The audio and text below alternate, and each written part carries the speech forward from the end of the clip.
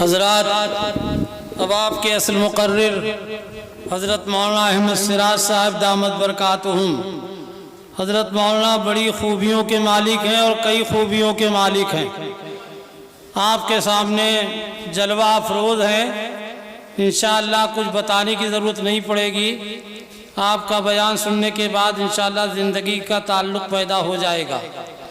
حضرت مولانا جہاں عالم ہیں، اس زمانے میں لوگ عالم کو تو ویسے مفت کا سمجھتے ہیں، لیکن مولانا مفت کے نہیں ہے آپ کے اعتبار سے۔ حالانکہ کوئی مولوی مفت کا نہیں ہے، بقیہ سب غیر مفت کے ہیں، سب مفتے والے ہیں۔ لیکن بدقسمتی یہ ہے کہ مسلمان بھی اپنے علماء کو کم درجے کا سمجھتا ہے، ABCD پڑھنے والوں کو سب سے اعلیٰ سمجھتا ہے۔ یہ مسلمانوں کی سب سے بڑی جہالت ہے۔ حضرت مولانا کی شخصیت ایسی ہے کہ جس میں آپ کو اس کا بھی شبہ باقی نہ رہ جائے۔ مولانا صرف ایک مسجد کے امام ہیں یا ایک درسگاہ کے استاد ہیں۔ حضرت مولانا کو اللہ تعالیٰ نے بڑی خوبیوں سے نوازا ہے۔ آپ ایک طرف مسجد اور مدرسے کے بانی بھی ہیں اور اس کے آباد کرنے والے بھی ہیں اور مدرسے کے ناظم بھی ہیں۔ اسی کے ساتھ آپ کا بہت بڑا کالج سنکھری ہی میں تیار ہو چکا ہے، بڑا کالج ہے، اور اس میں آپ نے بڑا اسپتال بھی کھول رکھا ہے جس میں مریض داخل بھی ہوتے ہیں، اور اسی کے ساتھ ساتھ بڑا مدرسہ بن رہا ہے بڑے عالیشان انداز میں۔ اور حالات حاضرہ کے پیش نظر حکومتیں کچھ نہیں پائیں تو مدرسوں میں کہہ دیا کہ تمہارا نقشہ صحیح نہیں ہے، اور جتنے چھوٹے موٹے تم نے کمرے بنا رکھے یہ نقشہ پاس نہیں ہو سکتا۔ ظاہر ہے اسلام اس ماں کا نام ہے جو اپنے بچے کو غربت کے زمانے میں سردیوں میں ایک ماں اپنے 4 بچوں کے ساتھ ایک لحاف میں لے کر لیٹا کرتی تھی اور نیچے پیال بچھا ہوا ہوتا تھا، مشکل سے کوئی بسترا اس کے اوپر ہوتا تھا۔ یہ مثال اس سچی ماں کی ہے جس ماں نے اپنی غربت میں اپنے بچوں کی پرورش کی ہے۔ یہی سارا حال اسلام کے ساتھ ہے۔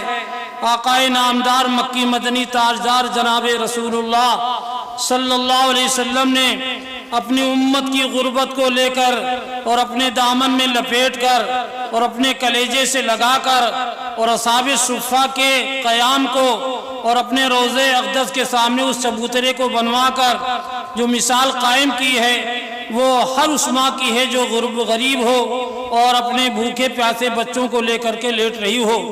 حضرت محمد صلی اللہ علیہ وسلم نے کبھی کچھ نہیں کھایا نہ پیا جب تک اپنے چہیتوں کو کھلا اور پلا نہ لیا۔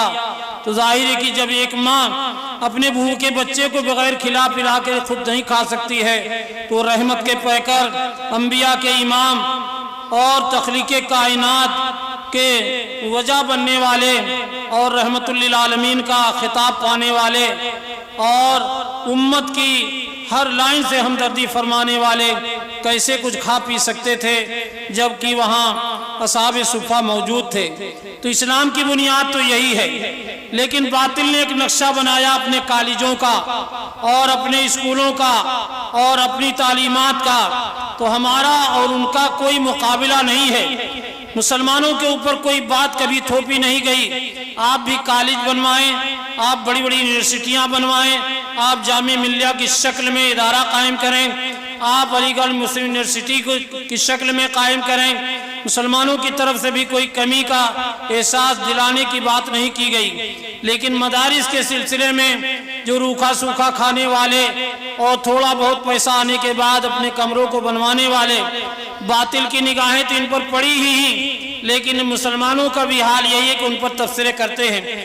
اللہ تعالیٰ نے چاہا تو بھی حضرت کے بیان سے آپ کا منہ سل جائے گا، اور آئندہ انشاءاللہ آپ جو ہیں مدارس اور علماء اور حفاظ اور اماموں کے سلسلے میں آپ بے جا تبصرہ کرنے سے رک جائیں گے۔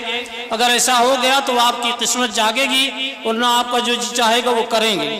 دوسری بات یہ ہے کہ حضرت مولانا ہمارے آپ کے پورے دیار میں اگر کوئی مسجد بنتی ہے اس میں وضو خانہ بھی ہوتا، غسل خانہ بھی ہوتا، وضو خانہ بھی ہوتا ہے، اور اس پر بیٹھ کر کے ہم اور آپ وضو بھی کرتے ہیں۔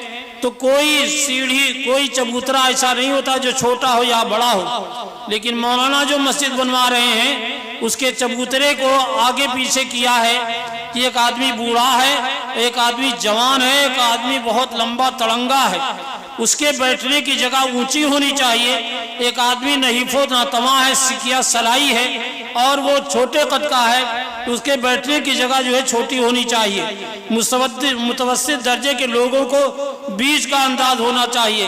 یہ مولانا کا حسن ذوق ہے، اس انداز سے وہ اپنی مسجد بنوا رہے ہیں، اپنا کالج بنوا رہے ہیں، مسجد بنوا رہے ہیں، اسپتال بنوا چکے ہیں، کالج بہت بڑا قائم کرا چکے ہیں، اور آپ کا قیام مستقل جو ہے وہ ہبلی کرناٹک میں ہے، جہاں سے اس ملک کے ہندوستان کی حفاظت کی بنیاد اللہ نے ابھی ڈال دی ہے کہ انشاءاللہ ان ظالموں کا قلع قما ہوگا اور دوسرے لوگ آئیں گے جو کم درجے کے ظالم ہیں، ورنہ آگے کی بات تو وہی ہے کہ اللہ تعالیٰ انصاف پسندوں کو اپنے ملک کی حکومت عطا فرمائے گا، اس کے لیے دعا فرمائیں، کوشش کریں، اللہ ہم سب کو اس کی کوشش کی توفیق عطا فرمائے۔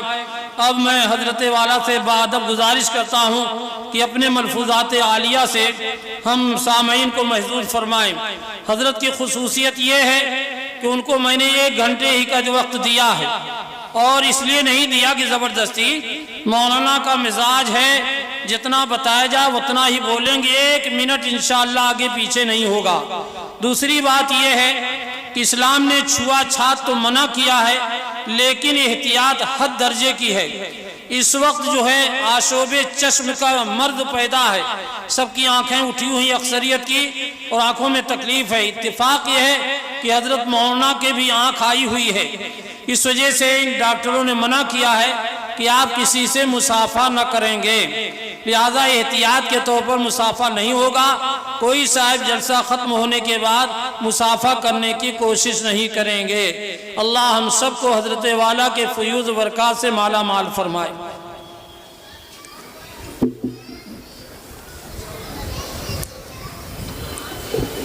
السلام علیکم ورحمۃ اللہ وبرکاتہ۔ الحمدللہ رب العالمین والعاقبۃ للمتقین والصلاة والسلام علی رسولہ الکریم۔ اعوذ باللہ من الشیطان الرجیم، بسم اللہ الرحمن الرحیم۔ ظہر الفساد فی البر والبحر بما کسبت ایدی الناس۔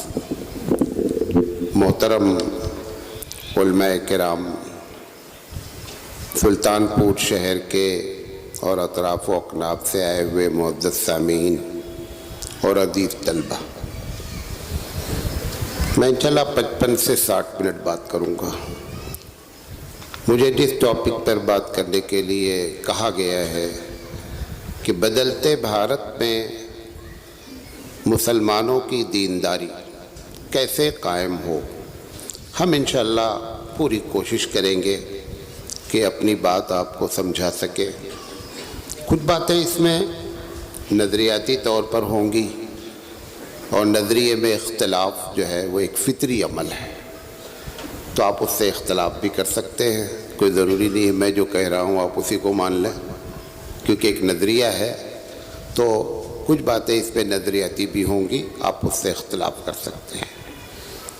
تو بات شروع کرتے ہیں۔ سب سے پہلی بات تو یہ ہے کہ بھارت کیا بدل رہا ہے، یہ جب معلوم ہوگا تب ہم کو یہ معلوم ہوگا کہ ہم اس میں دیندار کیسے رہیں، یا یہ کہ بھارت جو بدل رہا ہے اس میں ایز اے مسلمان کی حیثیت سے ہم کو کیا رول پلے کرنا چاہیے، کیا اپنا شیئر ہم کو بھارت کے لیے لگانا چاہیے، یہ باتیں ہوں گی۔ اللہ رب العزت سے ہم دعا کرتے ہیں کہ اللہ تعالیٰ ہمیں صحیح بات سمجھنے کی اور آپ کو صحیح بات ہمیں کہنے کی اور آپ کو سمجھنے کی توفیق دے۔ دیکھیں، جو سب سے پہلی چیز ہے وہ ہے کہ جمہوریت جس کو کہتے ہیں، جمہوریت کے اندر دو رخی پالیسی ہو رہی ہے، یعنی آپ کو ایک قانون بتاتا ہوں آپ کو حیرت ہوگی جو لوگ یہاں پہ انکم ٹیکس وغیرہ سے ریلیٹڈ ہیں، انکم ٹیکس کا ایک قانون، کیونکہ ہمارا بھائی سی اے ہے، اس نے مجھے یہ بتایا ہے کہ انکم ٹیکس میں ہندو کے لیے الگ سسٹم ہے اور مسلمان کے لیے الگ سسٹم ہے، اور ملک جمہوری ہے۔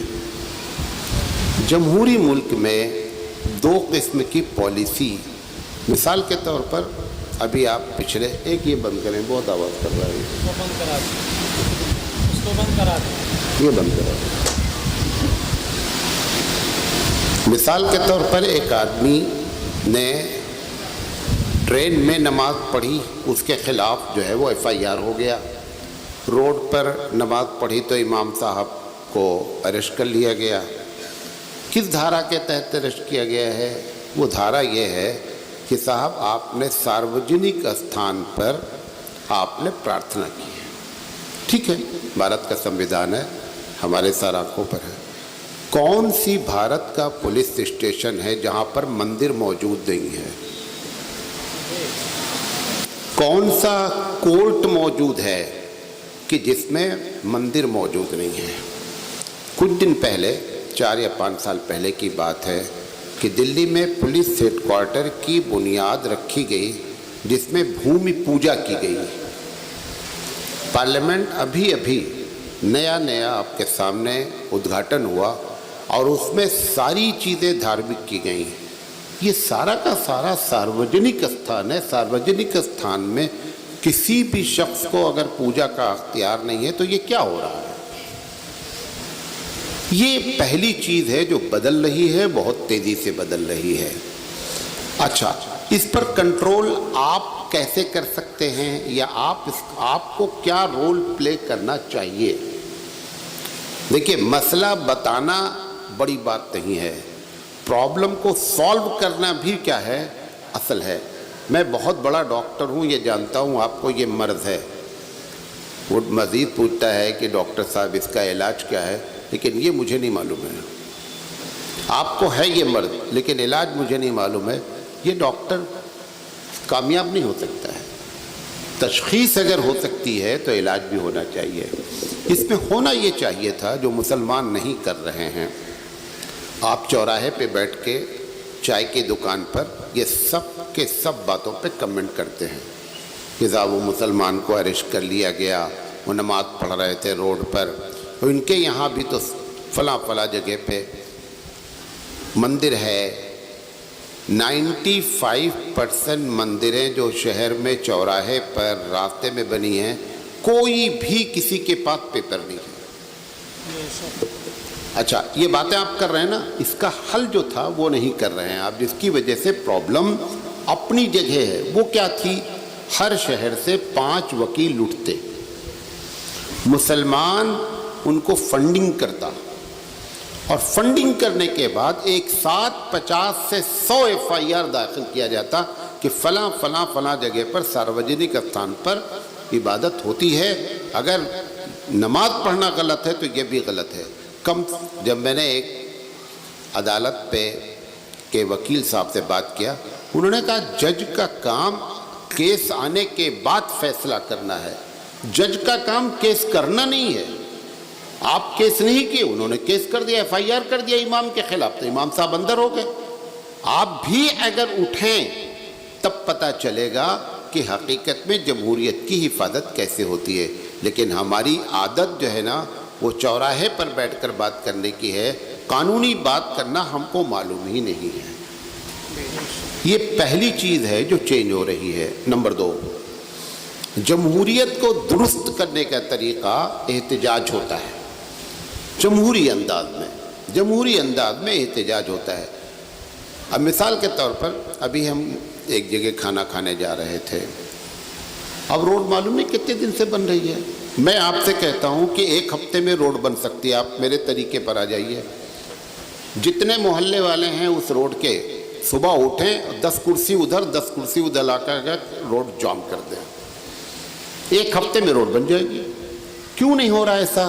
کیونکہ ہم اسی میں پیدا ہوئے ہیں، ہم کو احساس بھی نہیں ہو رہا ہے کہ یہ کچھ ہمارے ساتھ غلط ہو رہا ہے۔ ہم پیدا ہی ہوئے ہیں ایسے ہی کچرے میں، ایسے ہی خراب روڈ میں ہم نے کھیلا ہے، کودا ہے، لہذا ہم کو پتہ ہی نہیں ہے کہ اگر اس چیز پر احتجاج کیا جائے، جمہوریت احتجاج کو کرتی ہے۔ ابھی جتنے بھی بڑے بڑے آفیسرز ہوں، نیچے درجے کے ہوں، ایک بات سے آج بھی بھارت کے لوگ ڈرتے ہیں۔ آپ ان سے یہ اتنا کہہ دیں، جیسے لیک پال ہے، پولیس آفیسر ہے، کہ ہم آپ کے خلاف جو ہے نا نیچے سے اوپر تک درخواست ڈالیں گے کہ صاحب رشوت لی جا رہی ہے، 1 منٹ میں صحیح ہو جائے، لیکن آپ کو بولنا ہے، کرنا نہیں ہے۔ جمہوری ملک میں ایسے زندگی گزارنے والے ہمیشہ پریشان رہتے ہیں، پہلی بات۔ دوسری چیز، یہ آزادی رائے، یہ جو میں بول رہا ہوں نا، ایسے بولنے والے ڈر رہے ہیں، خوف پیدا کر دیا گیا ہے۔ کس چیز کا خوف پیدا ہے؟ کہ صاحب انکم ٹیکس والے چھاپا مار سکتے ہیں، ای ڈی والے چھاپا مار سکتے ہیں۔ دیکھیں آپ کو بتائیں، نہ انکم ٹیکس والے غیر قانونی چھاپا مارتے ہیں، نہ ای ڈی والے غیر قانونی چھاپا مارتے ہیں۔ ہوا کیا ہے، پچھلے 40 سال سے یہ جتنے لیڈرز ہیں سب کروڑ پتی سے ارب پتی بنے ہیں۔ آخر آیا کہاں سے پیسہ؟ پیسہ کہاں سے آیا ہے؟ یہی بات وہ پوچھ لیتے ہیں۔ اب ہم ای ڈی کو تو گالی دے رہے ہیں، انکم ٹیکس والوں کو گالی دے رہے ہیں۔ انکم ٹیکس والوں اور ای ڈی کو موقع کس نے دیا ہے؟ جو کوئی بھی پردھان سے لے کر پردھان منتری تک، اگر اس کو صحیح معنی میں بتا دیا جائے کہ تمہاری انکم اتنی ہے، خرچہ تمہارا اتنا ہے، اتنا پیسہ کیسے بچا ہے تمہارے پاس، کہاں سے آیا ہے پیسہ، اس بات کو وہ پوچھ لیتے ہیں۔ لہذا نتیجہ کیا نکلتا ہے کہ ہمارے جو بڑے بڑے لوگ ہیں، آپ لوگ سوچتے ہوں گے نا کہ اتنے حالات خراب ہیں، یہ بڑے بڑے علماء بولتے کیوں نہیں ہیں؟ معلوم کیا وجہ ہے؟ سب کی کوڑ دبی ہوئی ہے، قانونی لحاظ سے بول نہیں سکتے، اور زیادہ بولیں گے ہم تو ہم کو نوٹس نہیں آئے گی، ہم کو بلا کر کے کہہ دیا جائے گا کہ مولانا صاحب ہم یہ سوالات آپ سے پوچھ سکتے ہیں، آپ اس کا جواب دے پائیں گے؟ ہم کو ایک ڈوز دے دیتے ہیں، ہم صحیح ہو جاتے ہیں۔ تو سب سے پہلے کیا ہے، جمہوری ملک میں جمہوری انداز میں رہ کر کے قانون کی خلاف ورزی نہیں کرنا۔ اب مثال کے طور پر فیض آباد میں کل یا پرسوں کی بات ہے، ایک برگر وہ بیکری میں ایک صاحب نے برگر کھایا، برگر میں ہڈی نکل آئی، اس نے جا کر کے کیس کر دیا کوتوالی میں، کوتوال نے اس کو سیز کر دیا بیکری کو، مسلم کی بیکری ہے۔ اب آپ کو یہ ہو رہا ہے مسلم کی بیکری سیز ہوئی ہے، مسلم کی بیکری سیز ہوئی ہے، کوئی قانونی پرکریا کے تحت ہوئی ہوگی نا۔ قانونی پرکریا کیا ہے؟ بیکری کا رجسٹریشن ہے ویجیٹیرین برگر کا، اور بیچا جا رہا ہے چکن برگر، تو غلطی کس نے کیا؟ غلطی ہم نے کیا نا۔ ہم ایک سائیڈڈ بات کرنے کے عادی ہو گئے ہیں، اس سے مسئلہ نہیں حل ہوگا، کیونکہ جب آپ اصل جگہ پہنچیں گے تو وہ فائل کھول کے دکھلائے گا کہ اس وجہ سے سیز ہوئی ہے یہ۔ لیکن ہم عصبیت مسلم میں ہم اسی کے ساتھ ہیں، چاہے وہ غلط کیا ہو چاہے صحیح کیا ہو۔ ہم کو پہلے صحیح رہنا بھی سیکھنا چاہیے۔ ایک جواب اور دیتے ہیں، ابھی راستے میں بھی ایک صاحب نے جواب دیا ہے، ٹھیک ہے مولانا صاحب ہم نے غلطی کی ہے، لیکن فلاں صاحب بھی تو کر رہے ہیں۔ ایک بات آپ کو بتائیں، یہ سب کامن جملے ہیں، ایک بات آپ کو بتا دیں، پولیس والے کا تہجد گزار ہونا ضروری نہیں ہے مجرم کو مارنے کے لیے۔ یہ جملے کو پھر سے سن لیں، پولیس والے کا نیک ہونا ضروری نہیں ہے مجرم کو مارنے کے لیے۔ شرابی آدمی ڈرائیونگ کر رہا ہے، رات میں پولیس والے نے چیک کر لیا، چیک کرنے کے بعد اس نے 4 ہاتھ مارا، وہ کہہ رہا ہے ڈرائیور میں پیا ہوں تم بھی پیے ہو۔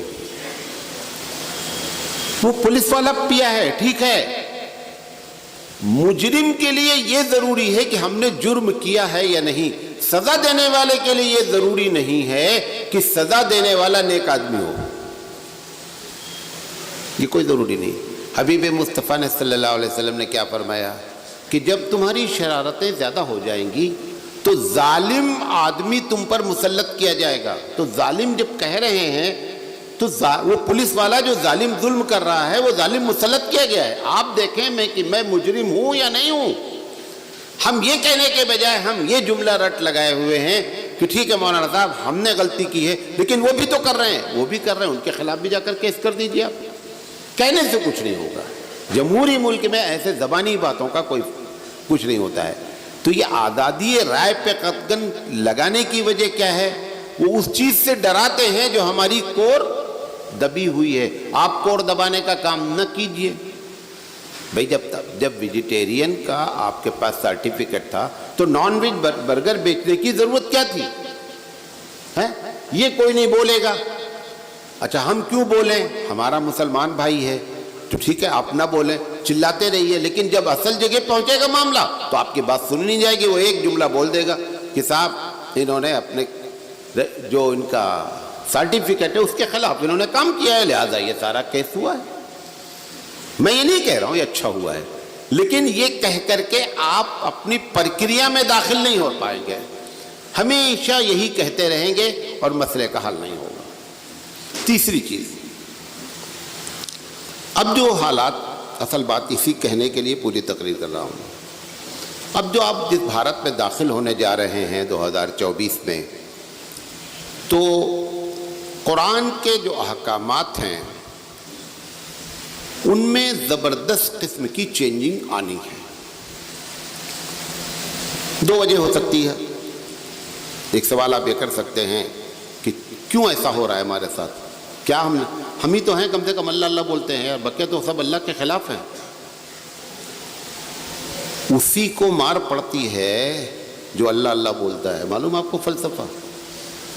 قاری صاحب کے بچے ہیں, انہوں نے مدرسے کے بچوں نے ان سے کہا ہے کہ میں آپ کے مدرسے کے قانون کی پابندی کروں گا. کہا ہے نا. اچھا یہ بچے باہر روڈ پر کھیل رہے ہیں, بازو والا محلہ والا بھی کھیل رہا ہے. قاری صاحب ڈانٹیں گے کس کو؟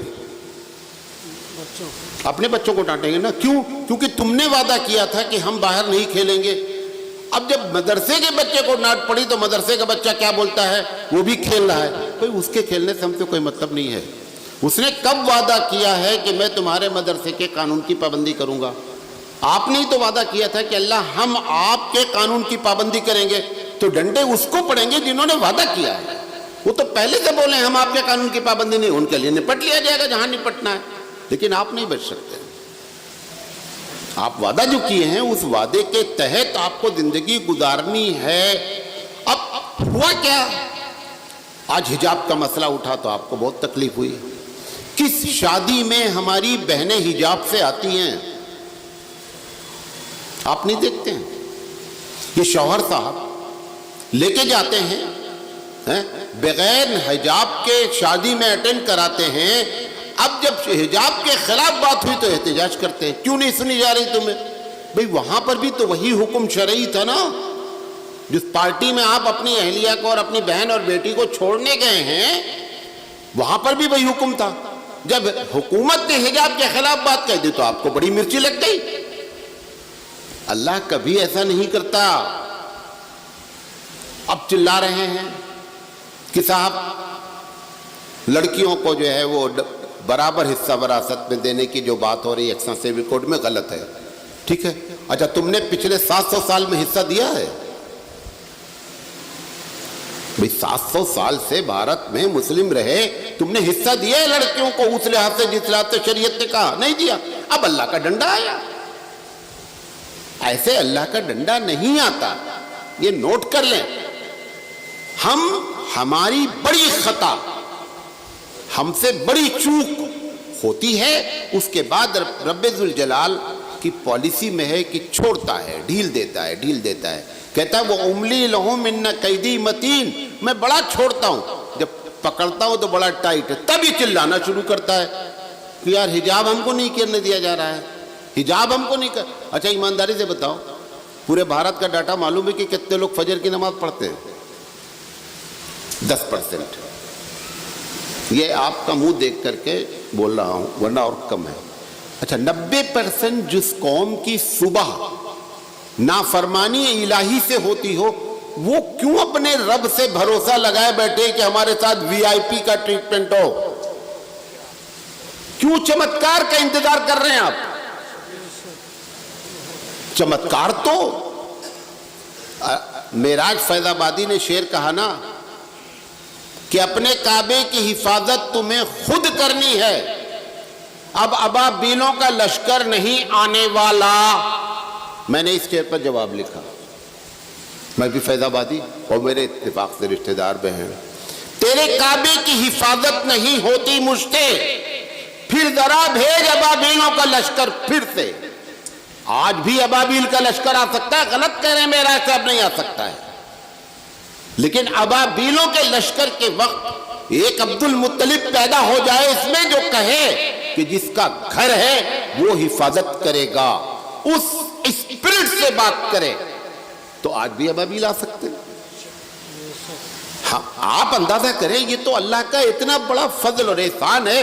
جس قوم کا 90% صبح کرتا ہو نافرمانی سے، اس قوم کو رب ذوالجلال سزا ڈائریکٹ نہیں دے رہا ہے، یہ خود اس کا احسان ہے. یہ جو کچھ بھی اب بدلنے جا رہا ہے بھارت میں یکساں سول کوڈ نام پہ، یکساں سول کوڈ میں جس کو مسلم پرسنل لا، یکساں سول کوڈ ہے کیا؟ ایک دیش ہوگا ایک قانون ہوگا، یہی ہے نا، ایک دیش ہوگا ایک قانون. یہ کس نے بنایا ہے؟ جس کے بارے میں سب لوگ کہتے ہیں کہ بہت اچھا سمویدھان بنایا ہے.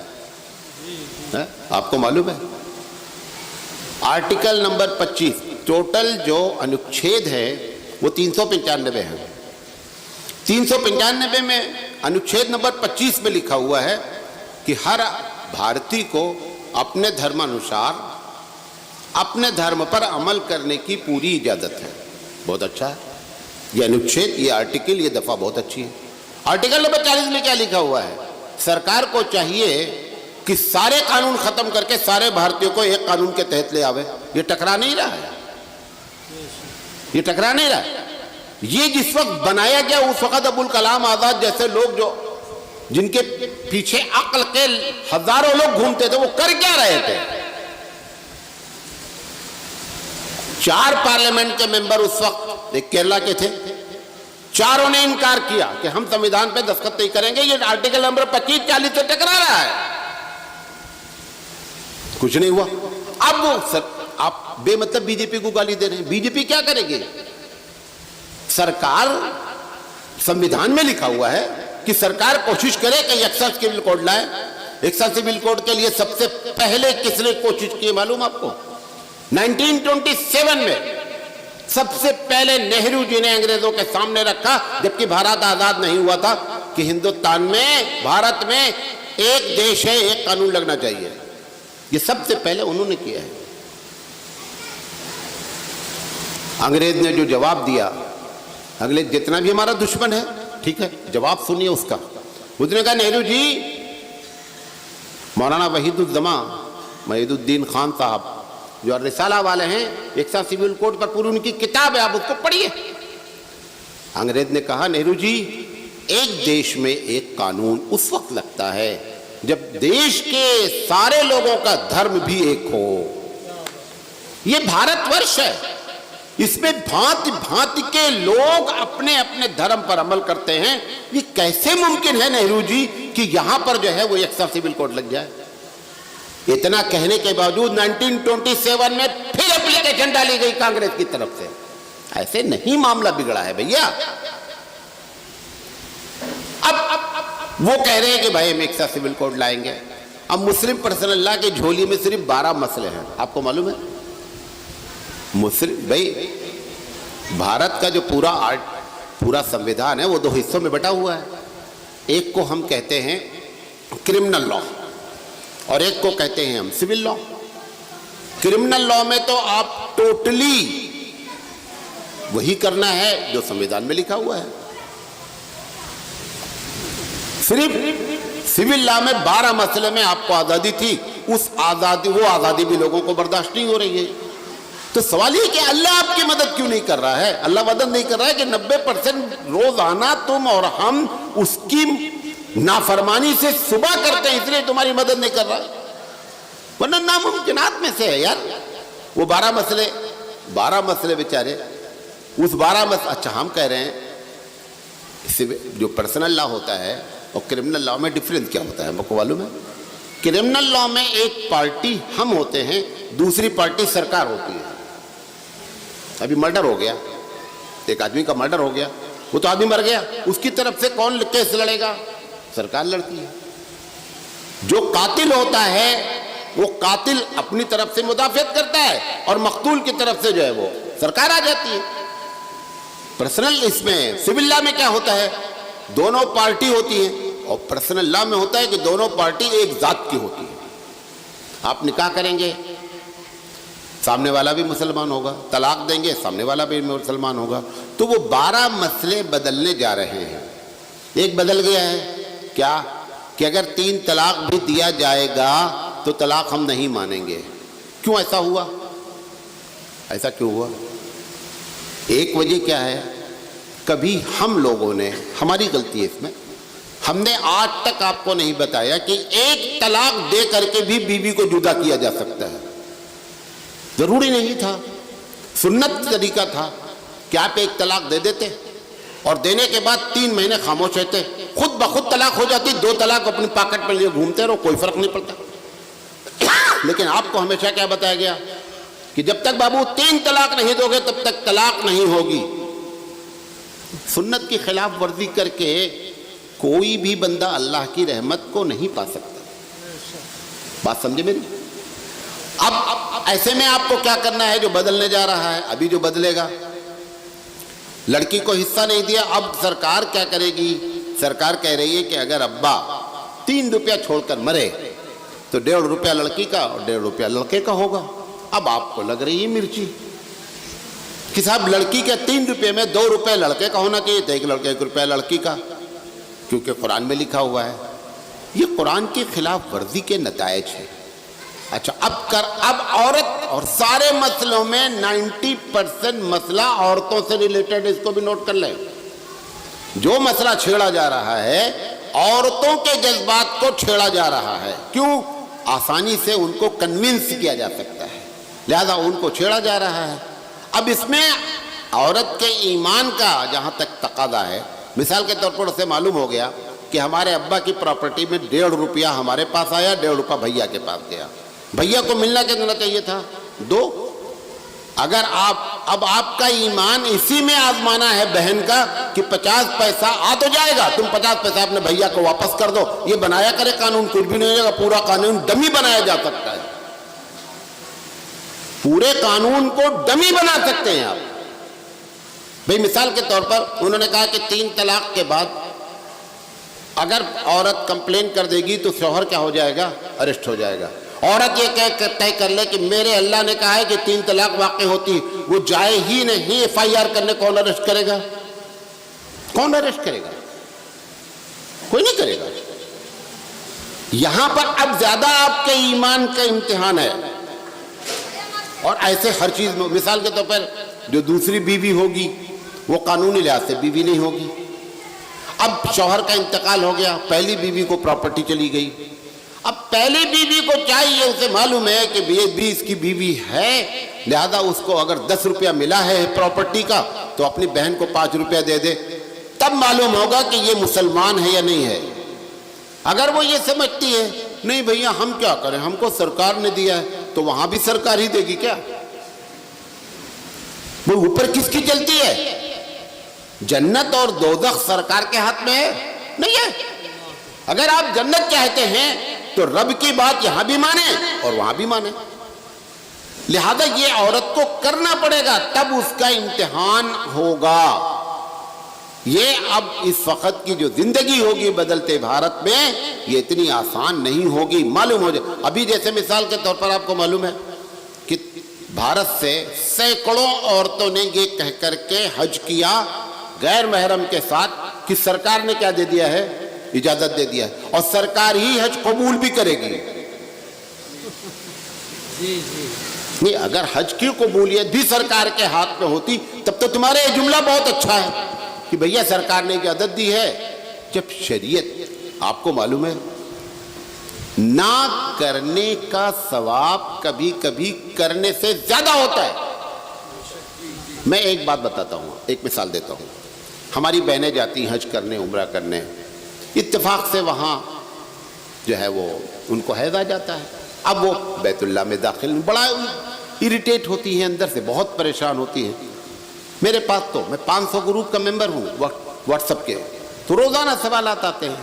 تو میں نے کہا اچھا یہ بتاؤ بہن کہ تم بیت اللہ میں جاتی کیوں نہیں ہو؟ کس نے منع کیا؟ چلی جاؤ یار۔ کہا نہیں، ہمارے اللہ نے منع کیا۔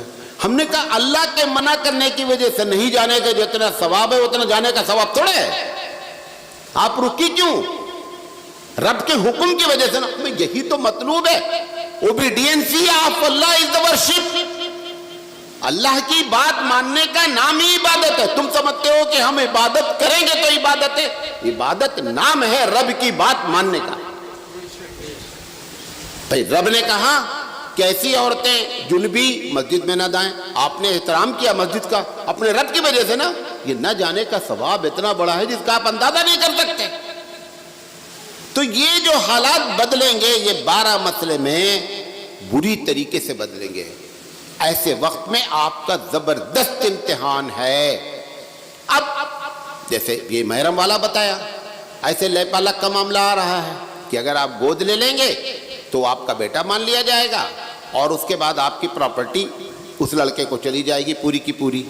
جبکہ میرے پاس اگر اولاد نہیں ہے تو حقیقت میں میرا وارث بنتا کون ہے؟ میرا بھائی بنتا ہے۔ بھائی محروم ہوا نا۔ یہ جس کو لیپالک لیا گیا، گود لیا گیا ہے، وہ بچہ یہ طے کر لے کہ میں مسلمان ہوں اور میرے نام پہ پراپرٹی آ گئی ہے، میں اتنا ضرور واپس کر دوں گا جتنا ہمارے گود لینے والے کے بھائی کا حصہ ہے۔ تب معلوم ہوگا کہ ایمان کتنا ہے تمہارا۔ یہ بدلتے بھارت میں ایسے زندگی گزارنی پڑے گی، خدا نہ کرے۔ اچھا ابھی آپ کو وہ الیکشن کمیشن والے وہ مانگ رہے ہیں نا اپنی رائے دو، ایسی ایسی باتیں، اتنا بڑا ملک ہے، یہ نہیں بتا رہے ہیں کہ کس چیز پر رائے دینی ہے۔ ہمیں یکساں سول کوڈ کس چڑیا کا نام ہے یہ تو بتا دے یار، وہ بتا نہیں رہے۔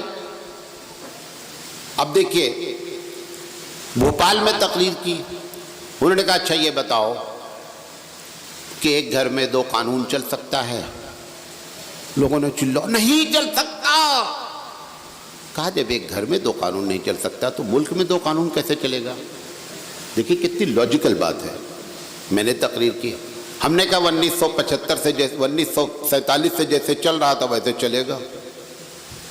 بھئی آخر 1947 سے 75 سال سے بھارت چل رہا ہے کہ نہیں چل رہا؟ اور قانون الگ الگ ہے، ایسے آگے بھی چلے گا، 75,000 سال بھی چلے گا۔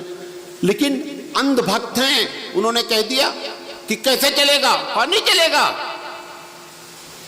اچھا میں کہتا ہوں ایک گھر میں قانون چلتا ہے، میں اپنے گھر کی بتاتا ہوں۔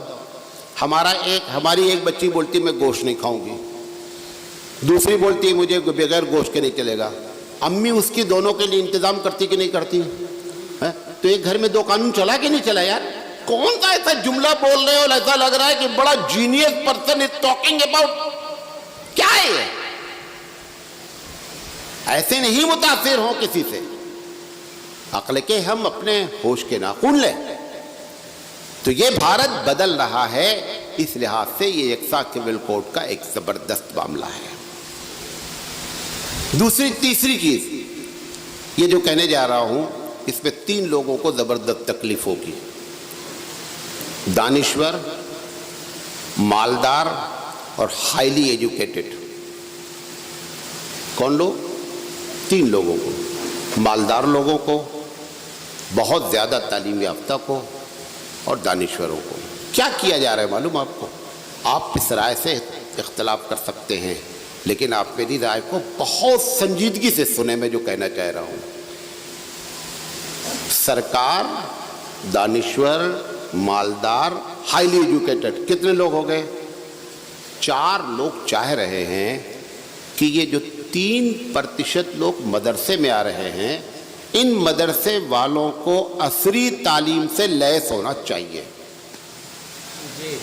اور یہ اتنا افیکٹو بات کر دی ہے کہ اب یہ تینوں لوگ متاثر ہو گئے. آنے والے دن میں مدرسے والے مدرسہ نہیں چلا پائیں گے جب تک یہ اعلان نہیں کریں گے کہ ہمارے عصری تعلیم ہے. کیوں؟ کیونکہ اس بات کا آپ بولیں گے مولانا صاحب میں خود عصری تعلیم کا آدمی ہوں, I am post graduate plus عالم. ایمانداری سے بتاؤ پورے سلطان پور شہر میں ایک آدمی بتاؤ جو حافظ ہو کر کے انجینئر ہوا ہو اور تراویح پڑھانے کے لیے تیار ہو. یہ ایک بڑا دھوکہ, بڑی چینجنگ کرائی جا رہی ہے آپ سے. ایک ویڈیو وائرل ہوتا ہے پورے بھارت میں کہ صاحب ایک ایسا اسکول کھلا ہے جو حافظوں کو انجینئر بنا دیں گے. اچھا, حافظ صاحب انجینئر بننے کے بعد جو بیچارے نے 3 سال اور 4 سال محنت کر کے حفظ کیا تھا اس کو یاد کون کرائے گا؟ یہی تمہارا مقصد تھا کہ جس نے 4 سال محنت کی ہے وہ بیچارہ کیا ہو جائے, وہ بھول جائے. ٹھیک ہے, اگر یہی پروگرام ہے تو کر لو بھائی, کر لو. لیکن یہ ایسا ڈوز ہے نا کہ جس کی وجہ سے یہ چاروں, اچھا سرکار بھی یہی کہہ رہی ہے. اچھا شیطان آ کر کے میرا پیر دبائے صبح کہ مولانا صاحب اٹھو فجر کا وقت ہو گیا ہے, تو ہم کو ہوشیار ہو جانا چاہیے نا کہ اس کو سسرے کو کیا پرابلم ہے یار, کہ یہ ہم کو کیوں جگا رہا ہے کہ فجر کی نماز پڑھو. اس کا مطلب اس کا کوئی بڑا مفاد وابستہ ہے جس لیے ہم کو کیا کر رہا ہے, فجر کی نماز میں جگا رہا ہے. اچھا سرکار کو تمہارے 3% کی بہت چنتا ہے, وہ 97% ہمارے جو بچے بے روزگار پڑھ کے گھوم رہے ہیں, ارے ان کا مسئلہ حل کر دے بھیا. اگر ہم سے درد ہے ہمارے 3% مدرسوں سے, تو 97% تو ہمارے بچے کہاں جا رہے ہیں, اسکول اور کالج میں جا رہے ہیں. تو آپ ان کی پرابلم سمسیا سالو کر دیجئے, وہ 97 کی سالو ہو جائے, وہ 3% کی اپنے آپ سالو کر دیں گے. یہ ایک بڑا دھوکہ ہو. میں مدرسے والوں کو کہوں گا کہ بہت ہوشیار رہیں, یہ بڑا خطرناک قسم کا مسئلہ ہے. اور یہ جہاں سے اٹھا ہے اس کے اٹھانے میں سب سے پہلے ایک یہودی نے یہ چال چلی ہے. وہاں سے آ کر کے پورے بھارت میں اب یہ مسئلہ لگا دیا گیا کہ نہیں صاحب ہم مولانا کو, حافظ صاحب کو انجینئر بنائیں گے, ڈائریکٹر بنائیں گے. اچھا ہمارے پاس ایک صاحب آئے, ہم نے کہا 97 کو دیندار بنانے کا کوئی پروگرام آپ کے پاس ہے؟ بھئی وہ بھی پروگرام تو ہونا چاہیے. اس کا کوئی پروگرام نہیں ہے, یہ 3% کے پیچھے لگے ہو. اب تینوں آدمی کو چنتا کیا ہے وہ بتا دیتا ہوں, مسئلے کا حل بتا دیتا ہوں. مالدار کو یہ تکلیف ہوتی ہے کہ مولوی کی اکنامی, ارتھ ویوستھا اچھی نہیں ہے. لاجیکل بات ہے. اچھا یہ بتاؤ یہ مدرسہ پبلک چلاتی ہے کہ سرکار؟ پبلک چلاتی ہے نا. پبلک طے کر لے کہ شورا والوں سے کہا جائے گا کہ 40,000 سے کم مولانا کی تنخواہ نہیں رکھیے گا. وہ تو تمہارے ہاتھ میں ہے نا, تم پبلک ہو نا, تم تنخواہ بڑھا دو, آپ تنخواہ بڑھا دیجیے. مؤذن صاحب کی تنخواہ 30,000 سے کم نہیں ہوگی, امام صاحب کی تنخواہ 40,000 سے کم نہیں ہوگی, مدرسے میں پڑھانے والوں کی 50,000 سے کم نہیں ہوگی. یہ سارا کا سارا مسئلہ پبلک کے ہاتھ میں. جو تم کر سکتے ہو وہ نہیں کر رہے ہو, اور جو نہیں کرنا چاہیے اس کا مشورہ دے رہے ہو. یہ تو تمہارے ہاتھ میں ہے. اچھا وہی آدمی, غور سے سنیے گا, آپ جتنی توجہ سے سنیں گے وہ اتنی اچھی تقریر ہوگی. وہی آدمی بچے کا میتھ کا ٹیوشن لگاتا ہے تو 1,000 روپے دیتا ہے, مثال دے رہا ہوں. وہی بچہ اگر قرآن کا ٹیوشن لگاتا ہے تو کتنا دیتا ہے؟ 500 روپے دیتا ہے. کس RSS والے نے کہا ہے کہ تم نے اگر 1,000 روپیہ قرآن کے ٹیوشن کو دے دیا تو تیری ہڈی پسلی توڑ دیں گے؟ ہمیں دے دے 1,000 روپے. تجھے زیادہ تکلیف ہے نا کہ ان کی معاشی حالت اچھی نہیں ہے, تو معاشی حالت تو تم نے بگاڑی ہے نا, تم نے بگاڑی ہے. شورا والے کہہ رہے ہیں مدرسے کے کہ مولانا صاحب اگر ایسے کر دیں گے تو پیسہ نہیں آئے گا, اور دوسری طرف کہتے ہیں کہ اللہ پر ہمیشہ یقین رکھنا چاہیے. دیکھیے میں اپنی مثال دیتا ہوں. ایک بچہ اپنی ماں کا کم دودھ پیتا ہے تو اس کی ماں کو اللہ تعالیٰ کم دودھ دیتا ہے. کاہے کو زیادہ دے؟ کاہے کو زیادہ دے جب وہ پیتا ہی نہیں بچہ؟ ایک بچہ پیکڑ ہے تو اس کی ماں کو اللہ تعالیٰ زیادہ دودھ دیتا ہے کہ یہ پیکڑ ہے. تم نے مدرسے والوں نے, مسجد والوں نے طے کر رکھا کہ امام صاحب کی, مولوی صاحب کی تنخواہ کم ہوگی, لہذا پبلک سوچتی ان کو زیادہ چندہ دینے کی ضرورت کیا, ان کی تنخواہ ہی کم ہے. آپ تجربہ کرنا چاہتے ہیں؟ خدا کی قسم کھا کے کہتا ہوں, آج آپ جائیے اپنی مسجد میں اعلان کر دیجیے کہ یہاں پر امام کی تنخواہ 40,000 کر دی گئی ہے, لہذا جمعہ میں آپ اعلان کر دیجیے کہ آپ اس لحاظ سے چندہ دیجیے, دیکھیں چندہ آتا کہ نہیں آتا ہے. کیوں دے چندہ؟ پبلک زیادہ تم سے ہوشیار ہے. جب اسے معلوم ہے تم 10-12 ہزار میں ان کو ٹرکا رہے ہو تو وہ روزانہ آتی ہے, جمعہ کے دن 5 روپے 10 روپے ڈال کے چلی جاتی ہے کہ ان کا معاملہ بن جائے گا. تم کہہ دو کہ بھیا یہ بڑا پیکڑ ہے, رب ذوالجلال انتظام فرما دے گا. میں مدرسہ چلاتا ہوں, ہم بھی شورا کے تحت ہیں. ہم نے دیکھا کہ ہم تنخواہ نہیں بڑھا پا رہے ہیں. یہ لوگ کہہ رہے چندہ کہاں سے آئے گا؟ تو ہم نے کہا بھائی زیادہ پیے گا تو زیادہ آئے گا, کم پیے گا تو کم آئے گا. نہیں مانے. ہم نے کہا اچھا. ہم نے کیا کیا کہ سارے مدرسین کو کھانا فری کر دیا 250 روپے میں. جیسے ہمارے پاس ایک مدرس ہے, بیوی ہے, 2 بچے ہیں, تو 4 لوگ ہو گئے نا. 4 کھانا تم مدرسے سے لے جاؤ 1,000 روپے میں, نہ بڑھاؤ تنخواہ تم. ہم نے دیکھیں الٹرنیٹ تلاش کریں, بدل تلاش کریں. اب شورا والے خاموش. ہم نے کہا یہ میرا پاور ہے محتمم کا, لہذا میں آج سے ان کا کھانا 250 روپے میں کر رہا ہوں. کر دیا, گھر دیا, ان کو گھر دیا میں نے. ہم نے کہا ہمیشہ یہی قوم ہے جس کو خراب گھر دیا جائے. ان کو حق نہیں ہے اس دنیا میں اچھی زندگی گزارنے کا. آپ آئیے میرا گھر دیکھیے, میں سب کو دعوت دیتا ہوں آئیے. میں نے بھی استاد کو گھر دیا ہے, فل فرنشڈ گھر دیا ہے. Fridge, washing machine, RO, geyser, double bed, چولہا سب لگا کر کے چابی دیا, صرف ان کو بیوی لے کر آنا ہے. جب اس کو تنخواہ نہیں بڑھا پا رہے ہیں, بیچارہ ایک مرتبہ فریج خریدنا ہوتا ہے ایک مولوی کو تو 11 مہینے قسطیں بھرتا ہے, تب جا کر کے اس کے گھر میں فریج آتی ہے. اور تم اپنے گھر میں 2 فریج رکھے بیٹھے ہو. یہ سب تمہاری عوام کی غلطی ہے. اور عوام اس چیز کو چھپانے کے لیے کیا کر رہی ہے, ان کو انجینئر بنا دو تو مسئلہ حل ہو جائے گا. انجینئر تو بن جائے گا, 2.5 لاکھ مسجدوں پر امام کا کون کرے گا؟ اللہ اپنی مسجد بند کرا دے, کیا پروگرام ہے آپ کا؟ 2.5 لاکھ مسجدیں ہیں بھارت میں, مسجدیں بند کرا دی جائیں. جس دن آپ مولانا صاحب MBBS ڈاکٹر ہو جائیں گے, جس دن مولانا صاحب IAS ہو جائیں گے, امامت کرنے آئیں گے. تو رب ذوالجلال اپنی مسجدیں بند کرا دے, اس کے لیے مسجد بنوائی گئی ہے. الٹرنیٹ تلاش کریں, حل تلاش کریں, اور وہ آپ کے ہاتھ پہ ہے. دانشور کو بھی میں کہنا چاہتا ہوں. اچھا دوسرا ان کو کیا, دانشور کو, یہ تو مالداروں کو پرابلم ہے. دانشور کو کیا پرابلم معلوم آپ کو؟ دانشور کو یہ پرابلم ہے کہ یہ سوسائٹی میں سوٹیبل پرسن نہیں ہے. بات میری سمجھ رہے ہیں؟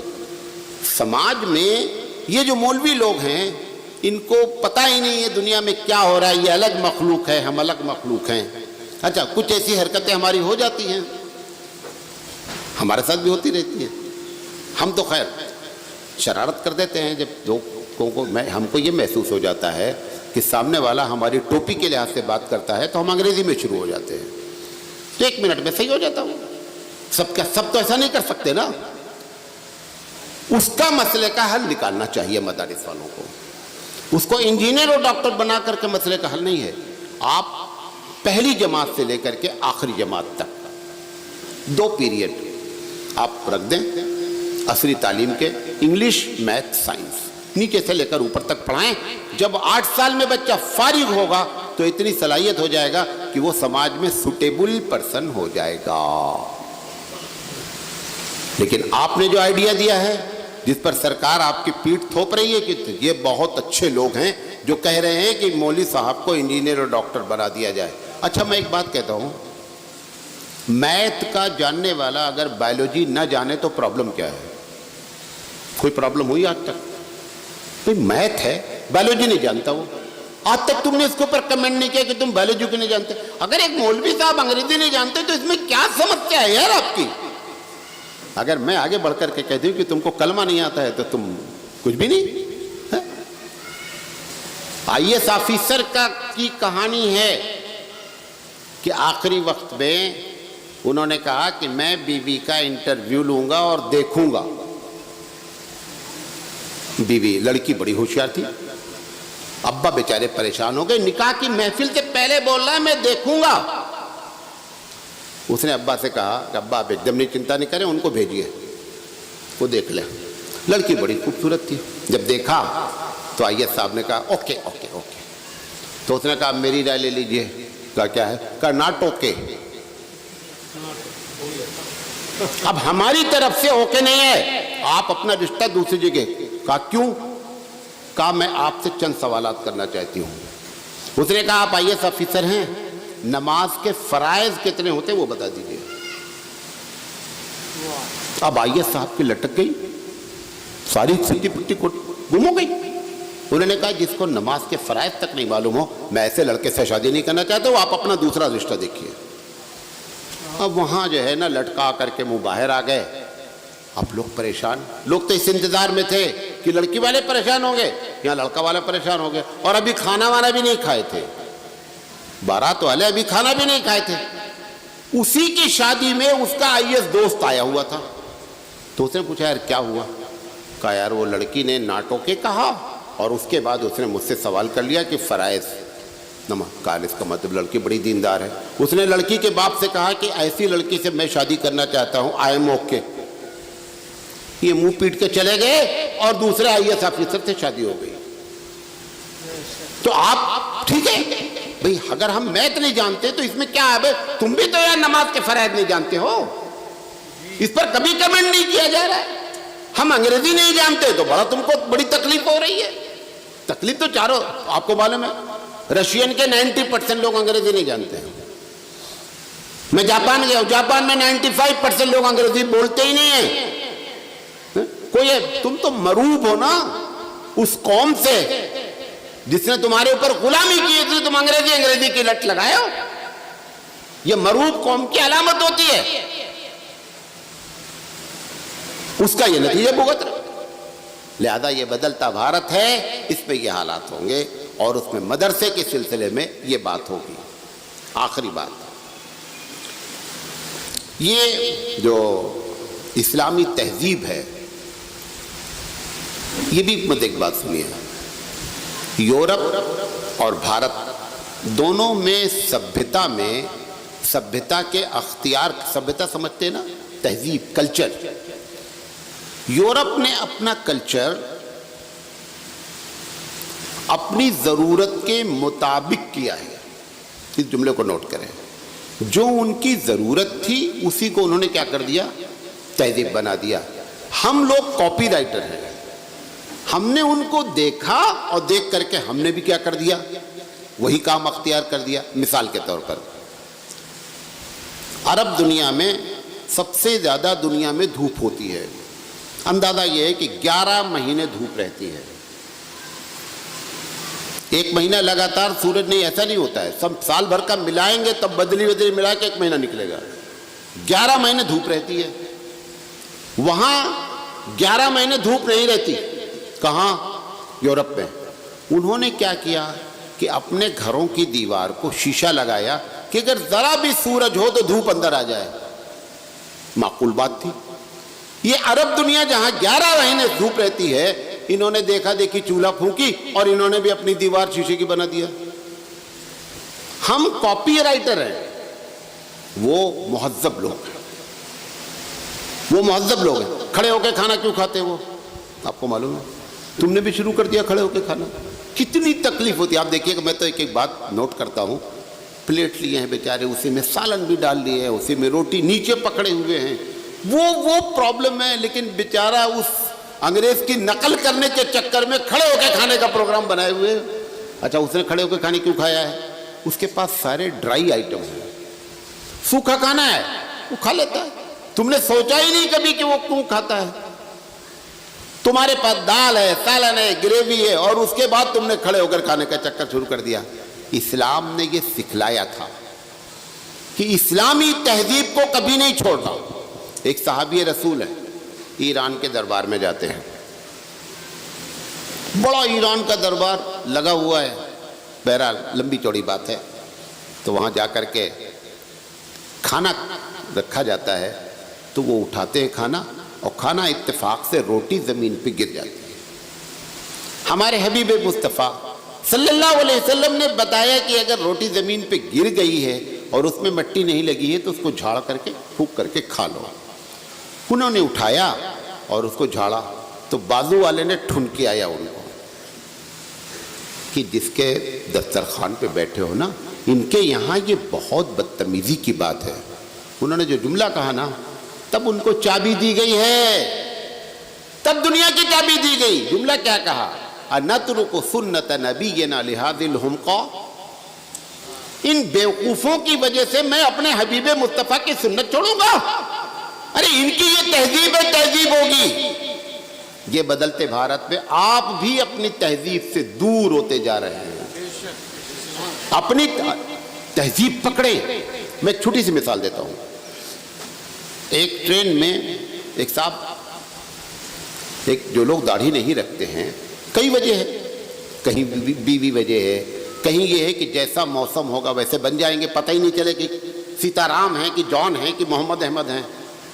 ٹھیک ہے، ایمانداری سے بتاؤ کہ آپ کہیں بھی ہوں، اگر 4 ٹوپی والے بیٹھے رہیں تو چھیڑنے والے کی ہمت ہوگی کہ آپ کو چھیڑے؟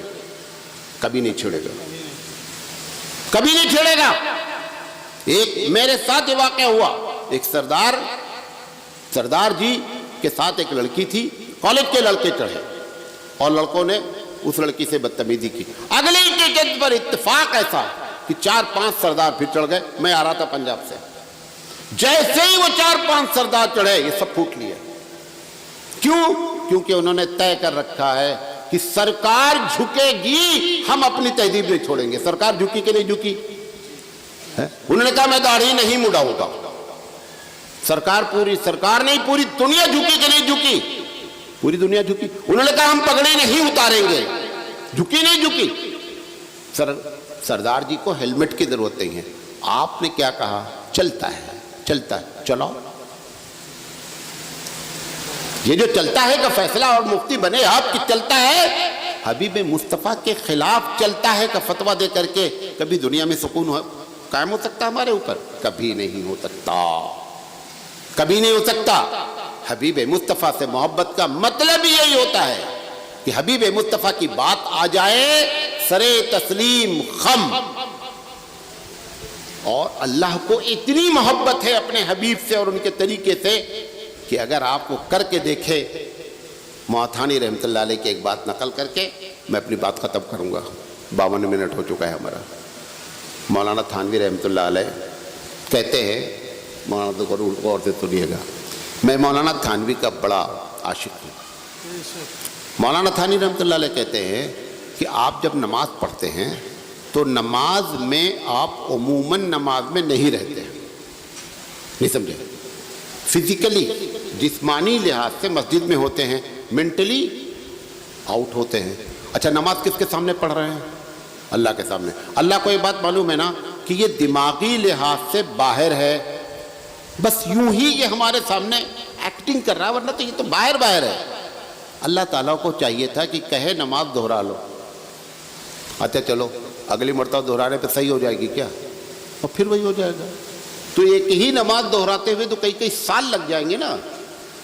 اللہ تعالیٰ نے کہا کہ نہیں، میں نے تیری نماز مان لی کہ تو نے پڑھی ہے۔ حضرت تھانوی کہتے ہیں رحمۃ اللہ علیہ کہ آخر اللہ تعالیٰ نے یہ کیوں ایسا کیا؟ جب وہ جان رہا ہے کہ یہ بندہ گھر میں ٹائلز لگوا رہا ہے، یہ بندہ بازار میں گھوم رہا ہے، تو اس کی نماز کو کیوں قبول کر لیا؟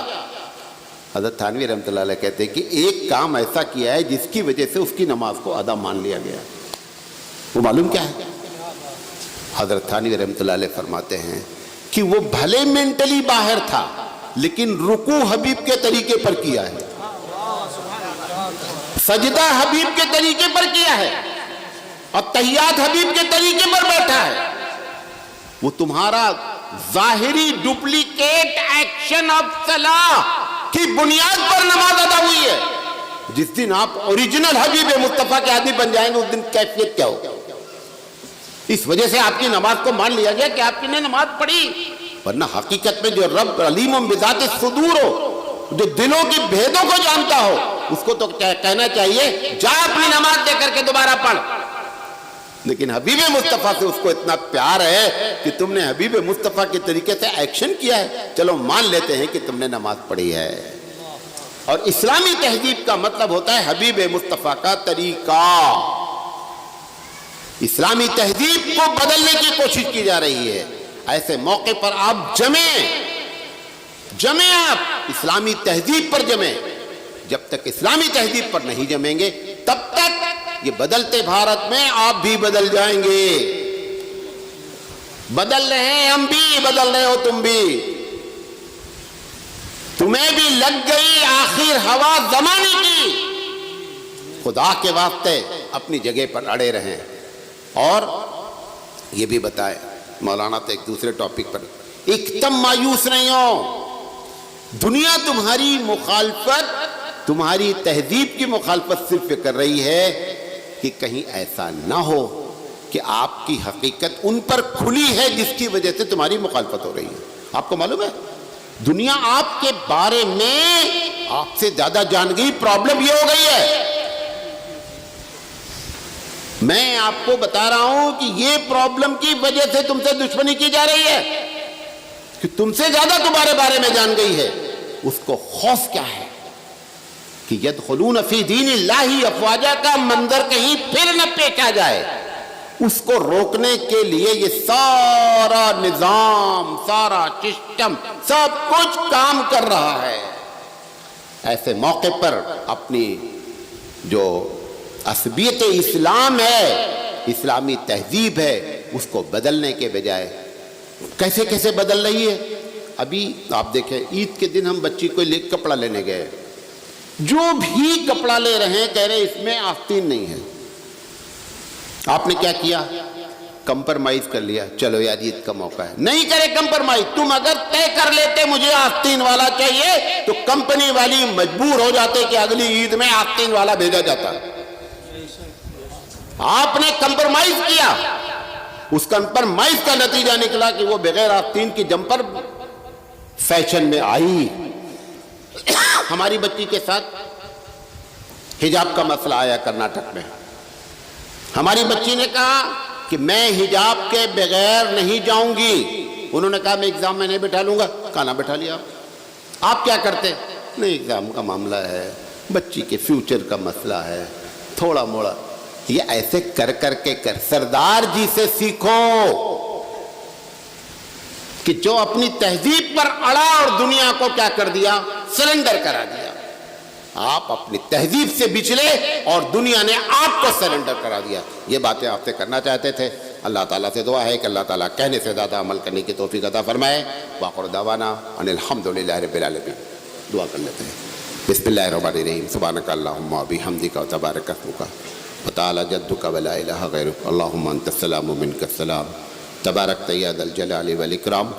پروردگار عالم جو لوگ اس طرح کے پروگرام کر رہے ہیں اللہ اس میں خلوص عطا فرما اور اس کا بدلہ قیامت میں عطا فرما. اے اللہ نصیحت کا ایک ذریعہ بنا. پروردگار عالم جو باتیں کہی گئی اس پر عمل کرنے کی توفیق عطا فرما. کوئی بات غلط نکل گئی ہے تو اس کو معاف فرما. اے اللہ اس محفل میں جو لوگ بیٹھے ہیں پریشان ہیں ان کو پریشانیوں سے نجات دے. کوئی مقروض ہے تو قرض سے چھٹکارا عطا فرما. کسی بہن بیٹی کے مسائل ہیں، شادیاں نہیں ہو رہی ہیں، اللہ ان کی غیب سے مدد فرمائیے، غیب سے رشتے عطا فرمائیے. کوئی اگر بیمار ہے تو صحت تامہ کاملہ عاجلہ عطا فرمائیے. کوئی گھریلو مسائل میں الجھا ہوا ہے رب ذوالجلال اس کو گھریلو مسائل سے نجات دیجیے. اب مدارس کی، مساجد کی، خانقاہوں کی حفاظت فرمائیے. ربنا اغفر لنا ذنوبنا وثبت اقدامنا وانصرنا علی القوم الکافرین برحمتک.